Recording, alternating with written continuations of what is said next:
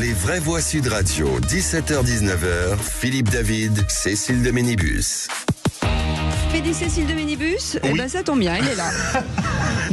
Vous avez dit Mais Philippe. elle s'appelle deux Minibus, mais il n'y en a qu'une. Hein. Elle est unique et heureusement qu'il n'y en a qu'une, parce que ça serait compliqué quand même. Tout à l'heure, vous avez dit que vous étiez deux. Bah oui, on est deux. Bah, on est tous un peu deux dans notre tête, hein, soyons clairs. Je confirme 4, 5 pour Philippe Bilger. J'ai envie de dire, parce que parfois on voit des trucs. Bon, on va pas balancer, hein, on n'est pas là pour ça. Quoique, on pourrait. Philippe Bilger est avec nous, Françoise Degois, Sébastien Ménard et bien entendu Philippe David. Et tout de suite, le grand débat du jour. Les vraies voix Sud Radio, le grand débat du jour. Père d'élèves scolarisés dans l'établissement, époux d'une professeure de Bétarame, président du conseil départemental, 20 ans député de la circonscription, ancien ministre de l'Éducation nationale, saisi à de multiples reprises de ces violences, vous avez toujours affirmé n'avoir rien su, rien vu, rien entendu. Je n'ai jamais été informé. Est-ce que vous croyez que nous aurions scolarisé nos enfants dans des établissements dont il aurait été soupçonné ou affirmé qu'il se passe des choses de cet ordre? Depuis le milieu des années 90, vous saviez, et alors que vos fonctions successives vous permettaient de protéger ces enfants, pendant 30 ans, vous avez choisi l'omerta. Et donc face aux violences à Bétarame, la commission d'enquête parlementaire agrémentée de 50 recommandations en appelle à reconnaître la responsabilité de l'État, à créer un fonds d'indemnisation et à multiplier les contrôles d'internat. Alors parlons vrai, est-ce que pour vous il faut revoir les modalités des contrôles dans les établissements scolaires? Et à cette question, Bétarame, faut-il reconnaître la responsabilité de l'État pour la défaillance des contrôles? Vous dites oui à 95%, vous voulez réagir? Le 0826 300 300. Et notre invité Wilfried Hulot est avec nous, membre de collectif de victimes scolarisées à Bétarame entre 1990 et 92, et il a déposé plainte la semaine dernière pour agression sexuelle. Wilfried Hulot, merci d'avoir accepté notre invitation à Sud Radio. Philippe Bilger. Alors, encore une fois, avec la conscience de caractère très subjectif de ce que je vais dire, hein. Je suis un peu lassé maintenant par la persistance des attaques contre François Bayrou. Ça commence à suffire. Il me semble qu'on avait fait justice d'accusations très injustes, mais apparemment, ça n'était pas suffisant. Deuxième élément, j'en ai un petit peu assez aussi, non pas du fait qu'on ait fait une commission d'enquête et que celle-ci ait abouti à 50 recommandations, dont notamment le besoin de multiplier les contrôles, mais par le fait que la France, lorsqu'elle a été confrontée à un problème infiniment grave, pose comme priorité le fait qu'il faudrait immédiatement sanctionner les responsables. Ce qui compte aujourd'hui, c'est que les 50 recommandations que je suppose lucides et pertinentes de la Commission soient appliquées, exécutées. Pour le reste, on peut peut-être sortir pendant quelque temps de cette espèce de guerre civile permanente où on a envie de trouver des responsables pour les sanctionner, même s'ils n'ont rien à voir avec ce qui s'est passé. Françoise Degois. Je pense que vous êtes bien trop, vous jetez l'éponge, vous effacez avec votre éponge magique la responsabilité de François Bayrou. Mais François Bayrou a cet art consommé, en réalité, depuis 30 ans, de se faire passer pour un juste, pour quelqu'un de noble. En réalité, il passe tout le temps entre les gouttes. François Bayrou, c'est quelqu'un qui a une responsabilité dans Bétarame. Et vous dites, ok, j'en ai marre qu'on l'attaque, mais il est attaquable sur tant et tant de sujets. D'ailleurs, il a tellement été attaquable qu'il a dû quitter le gouvernement d'Emmanuel Macron au bout de quelques mois à cause de son procès sur les assistants, même s'il n'a pas été condamné personnellement. Donc moi, je n'ai pas envie de faire de François Bayrou une sorte de chevalier blanc, et encore moins de me faire prendre à son débit supposément rempli de sagesse de professeur agrégé, spécialiste des humanités. François Bayrou est quelqu'un d'extraordinairement roué, d'extraordinairement politicard. François Bayrou est quelqu'un qui pense fondamentalement à lui et à sa carrière. Donc, je vous trouve vraiment trop léger, Philippe, dans votre façon, je vous le dis, mon cher ami, de passer l'éponge sur la responsabilité de François Bayrou. Sébastien Ménard. Moi, je suis très emmerdé parce que ça s'est passé dans mon département, cette histoire. Et ce département a été présidé, comme ne l'a pas dit Françoise Degois, mais par si elle le François sous-entend, Bayrou. par Françoise Bayrou. Évidemment. Il a été la figure tutélaire politique Pendant 30 ans. omnipotente, très puissante de ce département, et il l'est encore aujourd'hui. Voilà. Donc, ce qui paraît, alors soit effectivement, vous avez raison, Monsieur Philippe Bilger, François Bayrou dit vrai, et j'espère qu'il dit vrai, et j'ai une intuition qui me dit qu'il dit vrai. Mais ça paraît, en tout cas je peux comprendre qu'un certain nombre de ses détracteurs ou contradicteurs n'adhèrent pas à cette thèse-là, parce que ça paraît tellement gros. L'affaire est tellement abominable, tellement dévastatrice, je dirais, pour des gens, pour la vie d'un territoire, pour un pays tout entier, que je me demande comment les édiles locales, celles et ceux qui ont conduit au destin de ce département, et qui le conduisent encore, évidemment. Je me demande comment on a pu passer à côté de ça. Donc si je dois répondre à la question, faut-il reconnaître la responsabilité de l'État pour la défaillance des contrôles, c'est oui et 1000 fois oui. Voilà. Alors est-ce que c'est dans cette défaillance, il y a François Bayrou, il n'y a pas François Bayrou, mais je suis comme vous. J'en ai marre qu'on accable les uns et les autres. Je suis d'accord avec vous, mais dans une autre mesure, je comprends aussi Françoise Degois. Ils sont pas en sucre. Avec nous, Wilfried Hulot, membre du collectif de victimes scolarisées à Bétharram de 90 à 92. Il a déposé plainte la semaine dernière pour agression sexuelle. Wilfried Hulot, est-ce que les conclusions de la commission d'enquête parlementaire avec ses propositions vous paraissent à la hauteur ou il en faudrait plus ? C'est déjà un bon pas en avant, mais il en faudrait quand même un peu plus, parce que ce qui fait aujourd'hui mal, c'est de voir cette bataille politique qui cache, on va dire, le combat des victimes, parce que tout le monde se chamaille, mais les victimes, on en parle de moins en moins, on les met au second plan, alors que c'est quand même aujourd'hui le plus important. Et il y a des mesures qui vont dans ce sens-là, qui ne doivent pas perdre de temps, parce que certaines mesures ont déjà été proposées par la Ciivise et on se demande si elles étaient vraiment appliquées. Et aujourd'hui, le plus dur, c'est est-ce que les politiques vont avoir le courage que toute cette génération d'adultes, alors Bayrou, pas Bayrou, ça c'est pas mon débat, n'a pas eu le courage de faire ces années-là, notamment depuis la médiatisation des affaires en 96 et 98. Ils vont tous s'entendre pour faire avancer les choses, pour qu'enfin on protège les enfants. Wilfried Hulot, est-ce que je peux vous demander de nous raconter un peu votre histoire et de savoir si à ce moment-là vous en avez parlé, à qui et comment ça se passe à cette période-là? Vous n'êtes pas obligé. Oui, non, ça me dérange pas. J'en ai déjà parlé sur d'autres chaînes. Moi, je suis rentré parce que, comme beaucoup de gamins, j'ai redoublé. Donc, en général, si tu redoubles, tu vas à Bétharram. Donc, j'ai fini à Bétharram. Et malheureusement, mon histoire ressemble à beaucoup de celle de mes camarades. Je me suis retrouvé dans le bureau du directeur de l'époque, M. Caricard, où il a tenté de m'agresser sexuellement. Il n'a pas pu aller jusqu'au bout des choses parce que je ne me suis pas laissé faire. Mais après, pendant 2 ans, j'ai subi les violences individuelles et collectives que mes camarades ont aussi subies. Et en parler, non, parce que c'est difficile. Quand ça remontait, j'avais des épisodes de ma vie qui étaient très compliqués. Donc, c'est pas facile d'en parler, et j'en ai jamais parlé à mes parents. Et entre vous, entre élèves? Entre élèves, comme...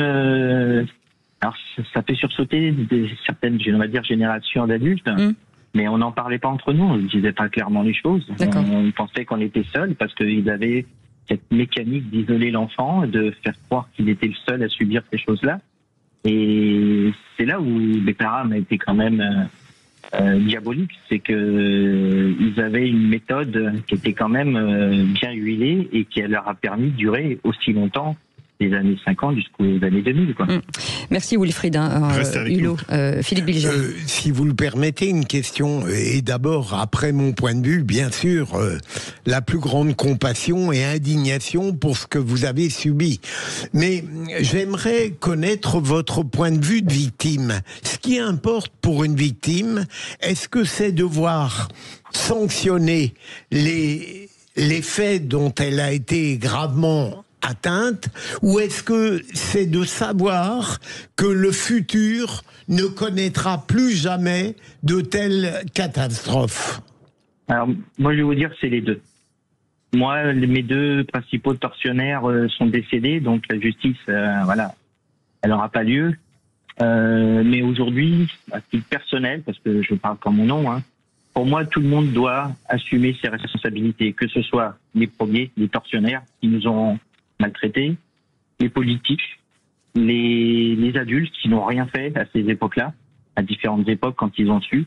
Tout le monde doit, tout le monde doit subir, on va dire, la punition, parce que ils ont failli. Ils avaient une fonction, que ce soit de politique ou même d'emploi, qui travaillaient dans l'éducation, dans les contrôles. Donc tout le monde a sa responsabilité. Ils ont failli aujourd'hui. Quand on fait une erreur, malheureusement, faut la payer. Après, à différents degrés, hein, c'est sûr. Mais déjà, quand on voit des tortionnaires qui aujourd'hui échappent on va dire, à d'éventuelles condamnations dues à la prescription, ça c'est plus difficile. Le politique passe au second plan. C'est surtout eux en premier qui fait mal à mes camarades qui ne peuvent pas avoir justice. Et je suis d'accord avec vous. Maintenant, qu'est-ce qu'on fait de ce qu'on a? Tout le monde le sait, la France le sait maintenant, les politiques le savent, et ben à eux de faire ce qu'il faut pour que ça ne se nouvelle pas. Et puis s'ils ne font rien, et ben s'ils font comme leurs prédécesseurs sur les années 90 quand les affaires ont été médiatisées, ben ils seront complices de tout ce qui arrivera aux enfants aujourd'hui et demain. Parce qu'ils n'auront rien fait. Alors qu'ils peuvent le faire.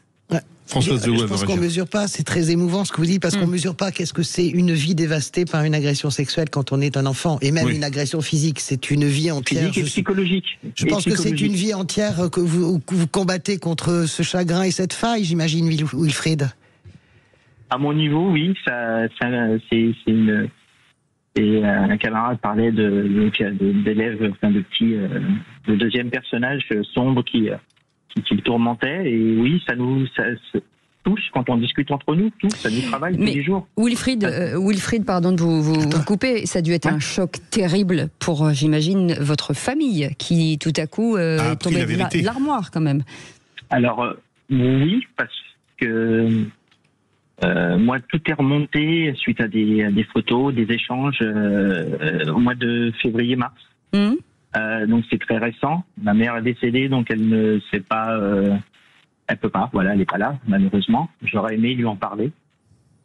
Mon père, j'ai pas de nouvelles, donc vous voyez, cette génération, on fait un peu. Je partage. Et aujourd'hui, j'ai la chance, parce que je mesure par rapport à beaucoup de camarades, j'ai la chance d'avoir une femme et des enfants. C'était très dur d'en parler. Aujourd'hui, ça s'est fait plusieurs semaines après. Hein. J'ai mis beaucoup de temps à discuter avec ma femme et ma fille aujourd'hui qui a 15 ans. Mais j'ai pu discuter et partager avec eux ma douleur sans leur donner le poids de cette... de cette douleur intense qui nous travaille tous les jours, quoi. Sébastien Ménard veut réagir. Moi, quand je vous entends, ça conforte ce que, modestement, je pense. Il faut être impitoyable avec celles et ceux qui viennent trahir, abuser, piétiner l'autorité morale, l'autorité pédagogique, l'autorité sociale. Enfin voilà, c'est tellement dur ce que vous nous racontez. Et moi, Cécile m'a repris parce que j'envoyais des SMS à ma femme qui écoute, et nous on a des enfants, enfin c'est abominable. Donc la réponse, elle doit être impitoyable. 10 ans après, 20 ans après, 30 ans après, 40 ans après, elle doit être impitoyable. Allez, le 0826 300 300. Wilfried est avec nous, notre vraie boîte. C'est Simon, notre vraie boîte du jour. Wilfried, oui, bien sûr. Simon, pardon, il est avec nous. Bah oui, il est avec nous, Wilfried. Alors, Simon, qu'est-ce que vous en pensez? Déjà, le témoignage de Wilfried est vraiment bouleversant. Ça, je pense qu'on est tous d'accord là-dessus. Je suis pas du tout surpris parce que, bon, évidemment, c'est toujours des actes, quand on a subi des actes comme ça, c'est toujours difficile de pouvoir s'exprimer et puis de pouvoir supporter ce genre de dérapage. Je voulais revenir par contre sur l'histoire. C'est plus que des dérapages, hein. Oui. On est dans un drame.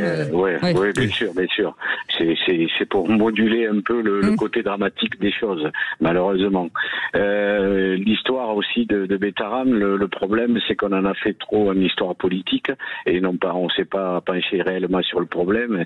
Et là, Wilfried l'a dit très justement, hein, ce qui concerne lui, c'est son cas et ses camarades qui ont été victimes de violences et de sévices sexuels. Mais pas le côté politique devrait venir en second plan. Voilà, donc si vraiment il y a un problème politique derrière. Après, c'est l'éducation nationale qui doit revoir un peu sa copie concernant les contrôles et surtout les établissements de toute façon qui sont des établissements privés. Et il faut pas donner non plus l'impression que Betaram est aussi également un peu la bête noire du fait que c'est une institution catholique aussi, hein, oui. Parce que il y a ça aussi qui est occulté et on sent bien que on a vu déjà plusieurs actions de certains partis politiques vis-à-vis de ces établissements et ils se sont engouffrés dans celui-ci. Malheureusement, oui. C'est de l'instrumentalisation. Alors, en fait, c'est une vraie question. Je voulais rebondir sur ce qu'a dit Simon, mais on l'a déjà dit sur cette antenne. S'il n'y avait pas eu François Bayrou, est-ce que cette affaire aurait eu ce retentissement ? C'est la vraie question. Hein. Cette affaire, elle est sortie avant que François Bayrou soit Premier ministre. Il faut vraiment ne pas... il faut bien faire la chronologie. Betaram est un scandale qui explose il y a 2 ans, avant que François Bayrou soit Premier ministre. Et le haut-parleur de Betaram, là, c'est parce que d'un seul coup, ça se cristallise sur François Bayrou. Mais le haut-parleur de Betaram, il commence bien avant que François Bayrou. Et même l'idée un jour... C'est quand même un peu passé sous les radars, Non, Françoise. Ça n'est pas passé sous les radars. Mediapart en a fait, c'est Mediapart qui sort. La France a découvert avec François Bayrou. Non, la France a découvert avant, je vous assure. Alain Esquer a été grand témoin. Est-ce que quelqu'un avait entendu exemple, François Bayrou a donné une ampleur, vous avez raison, qui existait avant. Non, mais ça existait avant. C'est-à-dire que j'ai pas dit que ça n'existait pas, j'ai dit que ça n'avait pas fait le buzz que ça a fait aujourd'hui. Mais Betaram, je vous assure que Betaram, ça fait 2 ou 3 ans que Alain Esquer, si vous voulez, c'est quand même dans l'actu. Après, on le regarde ou pas. Moi, je m'inscris en faux contre cette instrumentalisation. Je suis pas d'accord avec ça. L'accusation d'instrumentalisation, c'est nul parce que sous prétexte que comment ça, la gauche attaquerait parce que c'est un établissement catholique. Vous avez vu qui est-ce qu'il y a dans la commission? Vanier, c'est clair. Oui, et vous avez vu qu'il y a dans la commission qui est encore plus dur que Vanier. C'est il y a Violaine Speedbull par exemple, qui est député Renaissance et qui est extraordinairement saillante autant que Vanier. Le dernier mot, juste très court parce qu'on va laisser le dernier mot à Wilfried. Il faut aussi ne pas mettre tout le monde dans la même eau. Hein. Il y a aussi des tas d'établissements catholiques qui éduquent nos gamins et qui le font très bien et qui sont totalement irréprochables. Le mot de la fin, Wilfried Hulot, et merci encore pour ce témoignage. Et on est très content de cette jolie petite famille avec votre fille. Un mot peut-être? C'est aujourd'hui, le mot, c'est surtout à l'État de prendre ses responsabilités.